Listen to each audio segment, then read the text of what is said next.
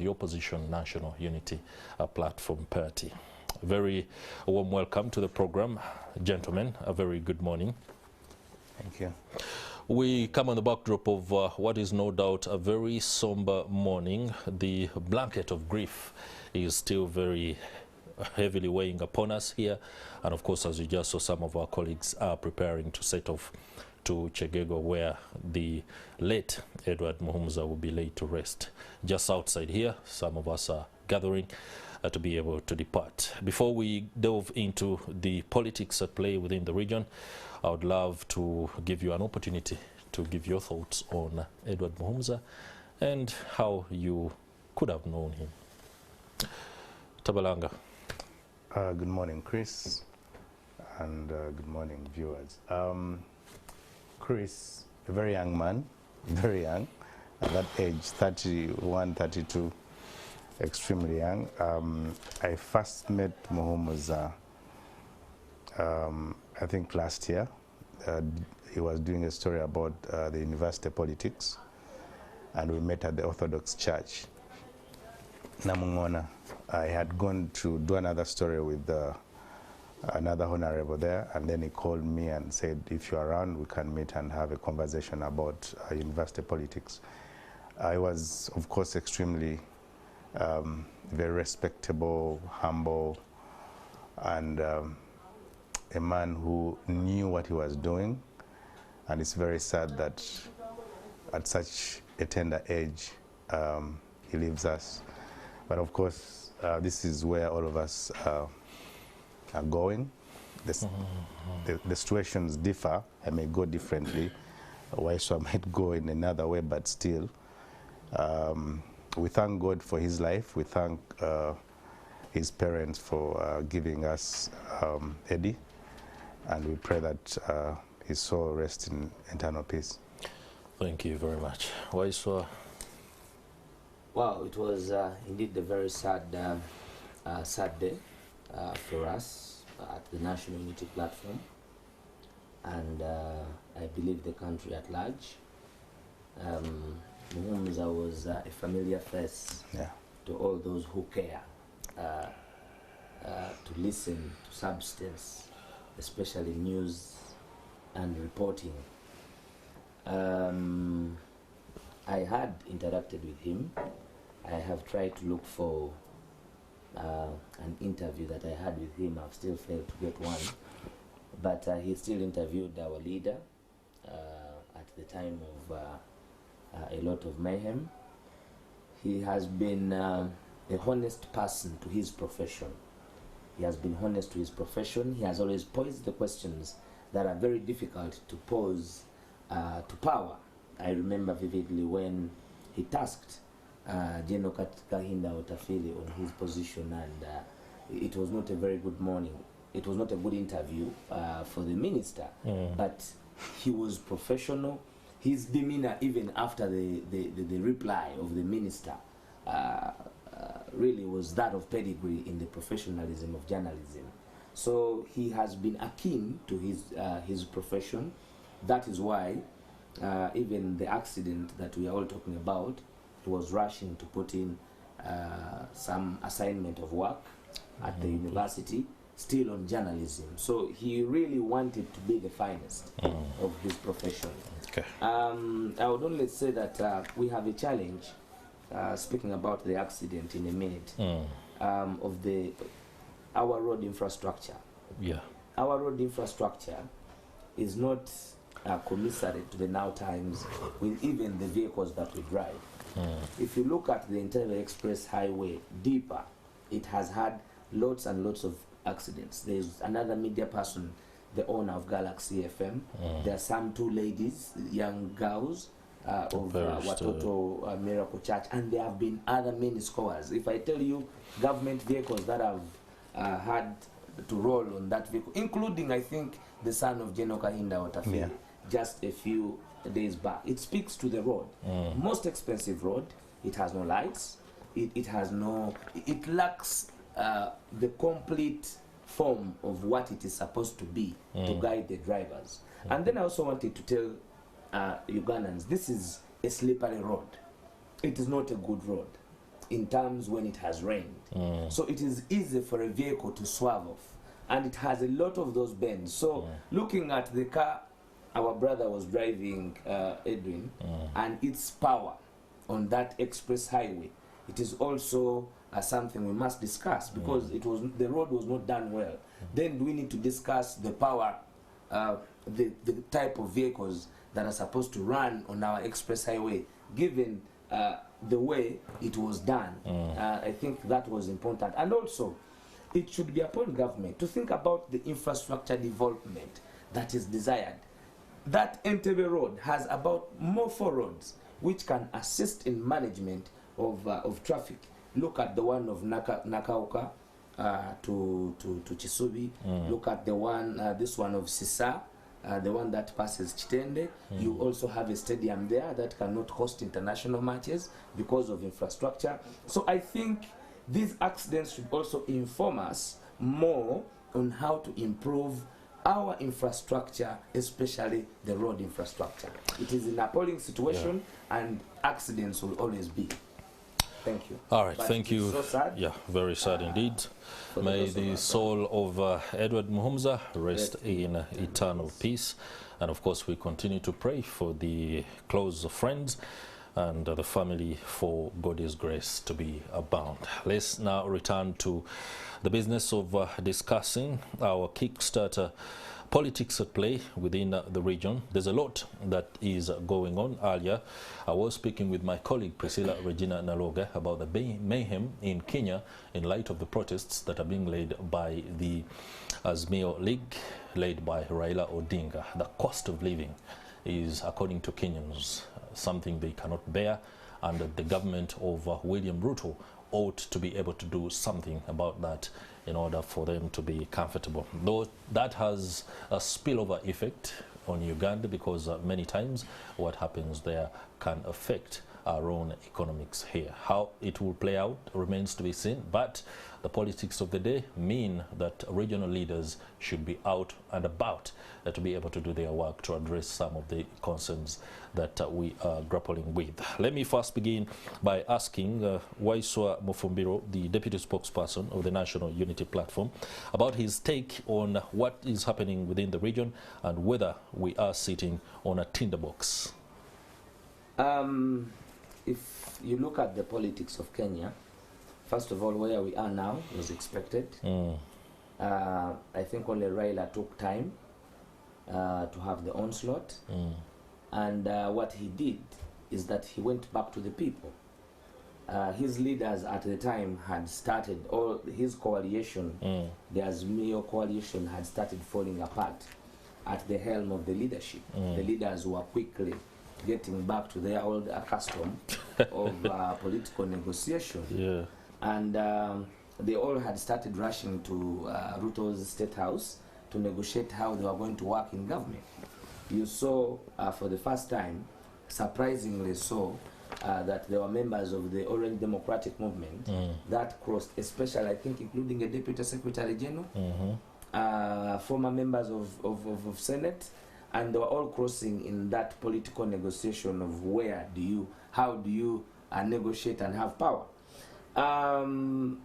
Raila has always come out to contest these elections this way. From 2007, when he came in 2007, and it led to the investigations that later led to the prosecution of now the President William Ruto and the former President Uhuru Kenyatta. At the time, what is important to know is that these two were nemesis. Kenyatta was in the camp of Mwai Kibaki, and Ruto was in the camp of Odinga. What is interesting now is that I think Ruto did not manage these two people well after his win. His attack on the status quo in terms of taxation has also, I think, led to the funding of much of this dissent and the reuniting of the people of Mount Kenya and the people of Nyanza to get to tackle Ruto out. You know, Ruto in Kenyan politics, yes, he's an outsider. That's why he calls himself an hustler. The people who have been ruling the politics of Kenya are Mama Ngina and Daniel Arap Moi, the late. But the two names that you never dismiss in the politics of Kenya is Kenyatta and Raila Amolo Odinga. These are nearly like brothers. They nearly grew up together. One is older than the other. And in the wisdom of Kenyatta, he thought that to end the animosity against the Luo people who believe that they have been cheated because they are Luo and they are seen as a minority, because in most cases you've had the Chikuyu and the Kalenjin do the coalition. The Kenyatta did the one with Ruto to get the Rift Valley, and that's how they managed to dislodge the existence of Baba. But Baba, that is Amolo Odinga,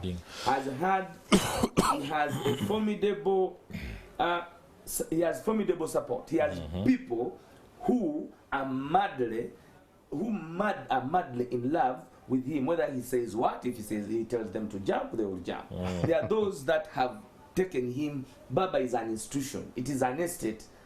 Odinga as a person is an estate in the politics of. That is why he's extremely untouchable. Arresting Odinga now is not easy because, one, the people of Kenya see him that where they have reached today, the democratic processes where they have reached today, he has been extremely instrumental, inclusive of people like Ruto. Ruto worked is with a beneficiary of the. Ruto worked with Odinga and for a long time, and even when they were charging Ruto in Hague, it was because he was fighting for Odinga. Okay, yeah. And quickly. you know that led to Odinga becoming prime minister. So now, the election of Ruto was won in Mount Kenya, the backyard of Kenyatta. And the biggest role was played by the now deputy president Gachagua, who is extremely lethal in his rhetoric, in his verbal artillery. Okay. And now, when you look at that politics, they have driven to it is a political contest. But what is important for the viewers that I have now seen in the last 3 days is that in the last 6 months, Baba went to the people, starting from the backyard of their stronghold of Babu Owino, and then he moved across. Ruto, this weekend and a few days, was in Nyanza, was in Kisii. He spoke in Nairobi. He's also out in a mood of a political contest. He's also taking his message. He's telling them, very interestingly, that one, this person bringing Mandamano is a person who has been doing this to all governments.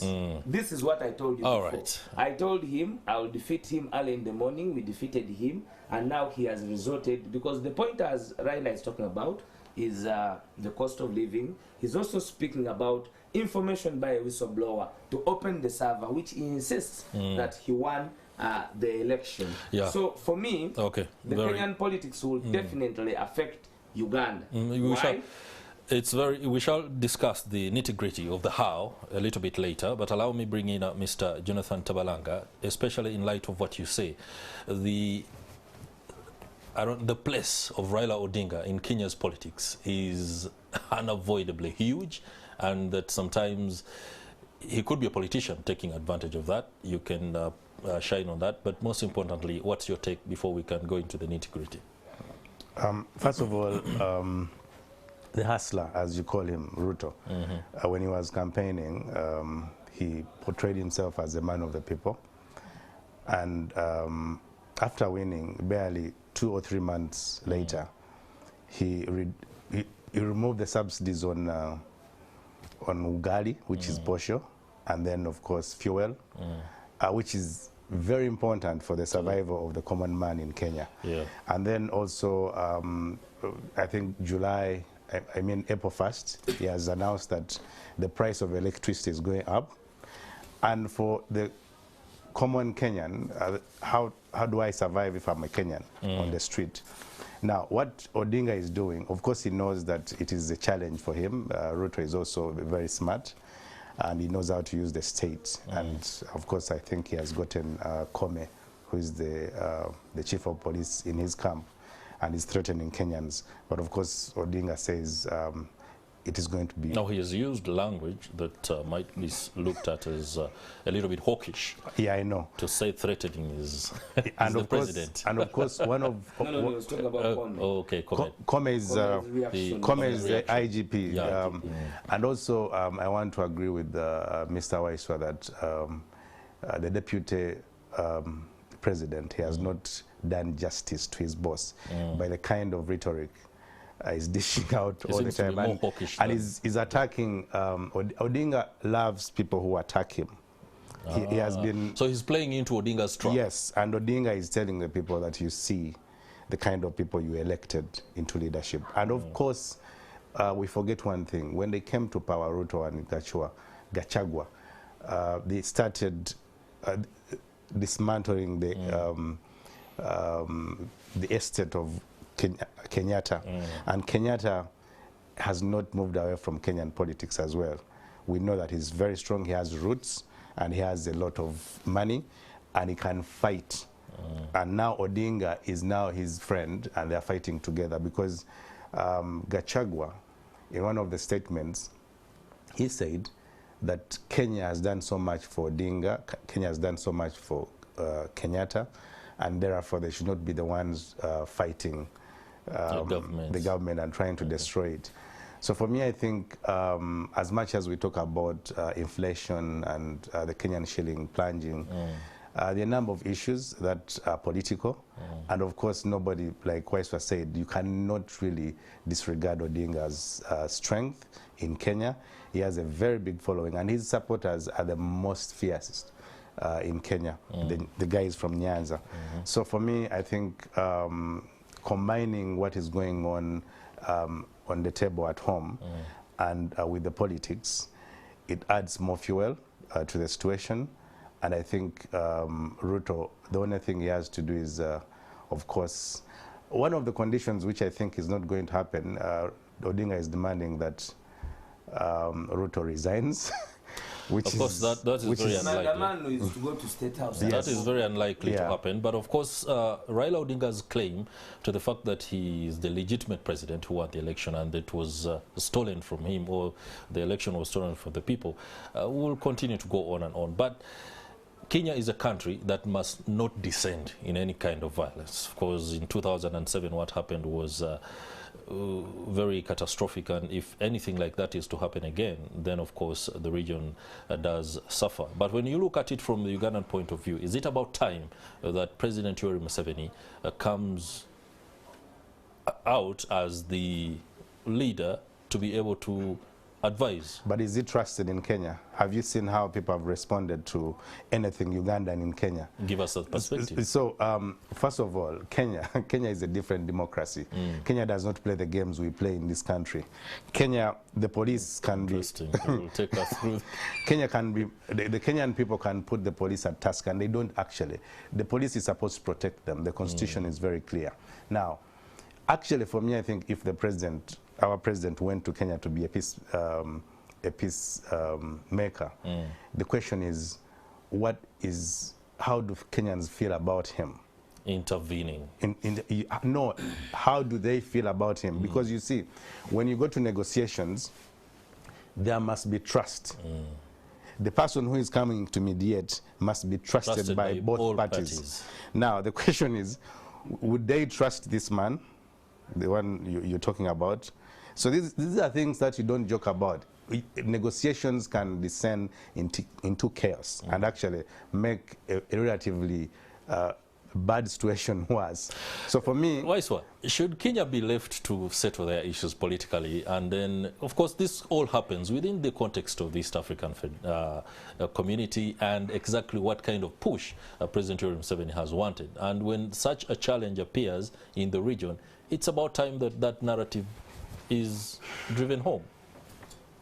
First and foremost, I believe Kenya has always had capacity to settle these political contests on its own. On its own. The last time they really needed assistance is that when the UN, the Kofi Annan got involved. You see, even at that time, General Museveni, despite having deteriorated, but not to the level that he is now, could not intervene.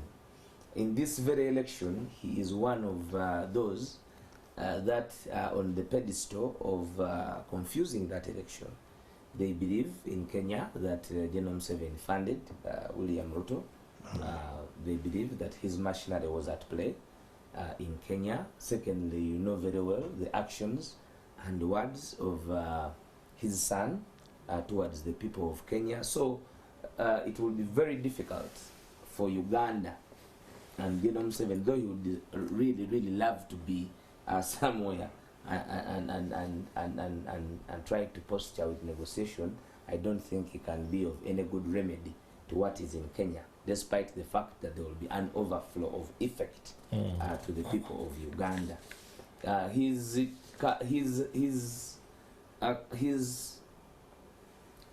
General Museveni's handling of the Kenyan processes in the last election, I think, was a little bit wanting to the regional politics. That is why there has been animosity even in the matters in the DR Congo between Kenya and us. And you also know that Kenya still has challenges with us, especially on the pipeline issue. We betrayed them. Then General Museveni they claim we betrayed them. Then General Museveni himself has not fulfilled any meeting, any negotiations as to what they have discussed, even economic. You know, they have done their part of the railway up to our end, but we have nothing to show. So we would really not have the magnanimity. You know, if you're going to be a lead negotiator, you must be an expert on something. And ours is an expert on conflict making, not conflict resolution. So I don't think he can be invited for... My Kobla would say Tokuyenyo. No, but he started the 1986 The president war. has been very instrumental. He started the 1986 war. That's a liberation struggle. He's in Somalia. You know what happened to Kasese. You know what happened to Kasese. You know, you cannot fail to have truth on the table in your backyard, and then you feel you can... All right, before we transition to they are Rwanda... talking about stealing elections. Yes, there are developments in this Rwanda. This one is a master of stealing elections. There are developments in Rwanda, Jonathan Tabalanga. Before we transition there, let me just ask the question. Do you see William Ruto as a man who is out to put Uganda out of the economic picture? Because many times since he came to power, all his rhetoric towards Ugandan companies and business interests was one of, you know, a protectionist, and it looks like, well, Uganda should be out of the picture for him. But who owns these companies? Is it Kenyatta or Odinga? Some are owned by Kenyans. They have Kenyan interests, right? But who is the master of, you know, you see, some of the things you talk about, but the question is, who is Ruto fighting when it comes to ownership of these companies? So we are a pawn in Ruto against Kenyatta's Of course, fight. and Ruto himself has got business here. So, but he knows that if you weaken your opponent economically, you've seen how this government has done. If they know that Mufumbiro is doing business, they will unleash URA on him, and then they'll come and... So this is the politics of these leaders in Africa. They always want to go after their rivals economically, or if they can't defeat them politically. So Ruto has, but I don't want to talk about Ruto. I want to talk about us as a country. Please do. How many issues have we had in Kenya, and it has affected our economy? In 2008-7, we had an issue, and we're seeking for alternative routes for, you know, to the coast. And we've never sorted out that issue. Up to now, we don't have enough reserves to keep this country afloat for 5 days, and we still have the same people in government, and they've never addressed this issue. So for us to be running back to the same issue, when Kenya has a problem, then Uganda collapses. No. What is our strategy as a country in terms of addressing these issues? Do we have the capacity to address our issues in this country? It's unfortunate we don't have a government spokesperson to answer that question, and I cannot even attempt to stand in for him or her. So I'll leave it at that and then cross over to Rwanda, where we seem to be seeing a thawing of relations between Uganda and Rwanda, especially, according to some commentators, that the two countries have been pushed back from the DR Congo picture, especially when it comes to the political posturing, and they have enough time now to look at themselves and begin to work together. Uganda Airlines will be beginning direct flights to Kigali. That's one of the issues that perhaps you can say General Muhoozi was able to achieve, or am I overstating what he's doing? It's very unfortunate that what makes news in Uganda is what we prioritize. Of course, give us context. Shouldn't we look at the fact that there is a thawing of relations between Kigali and Kampala? How did we get there first? In the challenges that we had between Uganda and Rwanda. Ego. Yeah. Ego. Egocentrism. So why would I discuss people's egocentrism? When the egocentrism fades out, then things will be normal. Let me tell you, the players in Uganda, the historical fact about Rwanda and Uganda is that the people in power in Uganda mobilized themselves from Rwanda. Majority of them came from Rwanda, came to Uganda, fought, then later went back to Rwanda and got power. So there is a familiar connection. There is blood relations. Let me tell you, Sam Kahamba Kutesa, the former Minister of Foreign Affairs, it is on public record that they have extensively funded lots and lots of money during the Bulungi-Bwansi in Rwanda. General Yoweri Museveni offered over 700 million to a school in Rwanda. That man has not been offered to a school in Busoga. So there is, the fact is that these people need each other. One calls another brother, another one calls uncle. So these are family problems. These are not national problems. Rwanda needs Uganda more than Uganda needs Rwanda. Rwanda. That's a fact. In terms of economics.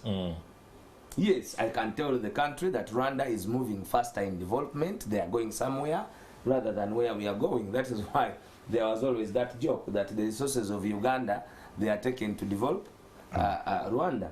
Now, what is bringing them together today is the crisis in Congo. What takes Rwanda to Congo is the FDLR. That is fighting against the Democratic Liberation Front, the forces of Rwanda, the Democratic Liberation Forces of Rwanda. They are the ones, they are in Eastern Congo. And you know, these are the forces that allegedly in 2021 led to the assassination of the Italian ambassador Luciana Antoniezzi. And then also that very group is responsible allegedly for the attack of the Virunga National Park. But now the reason why this group went there, why the RPF, the army of Rwanda is there, is to protect the interests allegedly of people who are Rwandese but settled in Rwanda and are being marginalized. They are being marginalized. He seems to be fighting for a particular group of people in Rwanda. Then Uganda has their long-term creation of ADF there. You know how much money we spend or how much money is stolen by the big wigs in prefix of going to end the ADF, to smash out the ADF of Congo. This has happened for a long time because Eastern Congo is extremely rich with minerals. And the formation of the FDR and the ADF, these are way back immediately after they had lost power, because it started as a tribal sentiment. Many of their leaders have been arrested, but they have not stopped. But even Rwanda, to tell you, has a lot of interest in remaining in Congo. A lot of interest. Why? Because it has economic connotations with its existence in Congo on the minerals that are there. And that is why their creation of FDRA of Rwanda was by Laurent Kabila. Now, yes, today, quickly. The current president of Congo has created the crisis because he's telling these guys to pack up and leave. And telling them to pack up and leave because they discovered that M23 is all a creation of these militants, the two militants now in the region, who are creating mayhem such that they can steal whatever is remaining in Eastern Congo for their personal benefit. And you know, this stealing has not, as I conclude, this stealing has not been in isolation.